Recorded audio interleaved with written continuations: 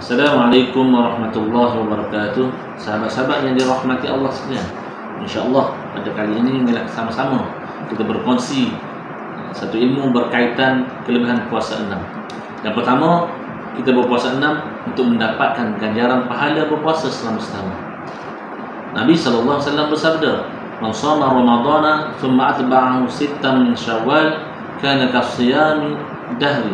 Maksudnya, pada siapa yang berpuasa Ramadan kemudian dia mengiringi dengan 6 hari dari bulan Syawal, maka seperti dia berpuasa sepanjang tahun. Yang kedua, sebagai pelengkap kepada amalan fardu. Dalam satu hadis kursi yang bermaksud, sesungguhnya amalan pertama yang dihitung bagi manusia di hari kiamat ialah solat. Baginda sallallahu alaihi wasallam bersabda, Allah Subhanahu wa taala berfirman kepada para malaikatnya, sedang dia lebih mengetahui, "Ya Allah, pada solat hamba-Ku ini, adakah ia telah disempurnakan atau masih ada kurang? Sekiranya sudah sempurna, tulislah sempurna.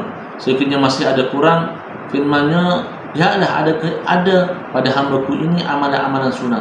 Sekiranya ada, firman-Nya, sempurnakanlah bagi hamba-Ku itu amalan fardunya dengan amalan sunatnya."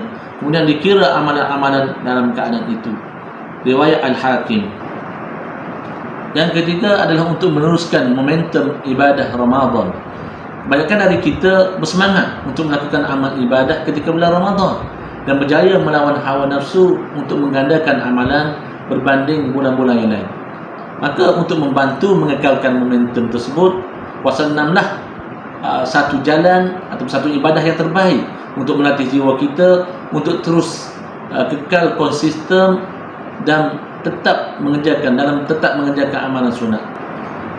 Akhir kata, mari sama-sama kita berazam untuk meneruskan ibadah puasa 6 terutamanya pada bulan Syawal nanti apabila kita selesai mengerjakan ibadah puasa Ramadan, supaya lebih mendekatkan diri kita kepada Allah Subhanahu wa taala.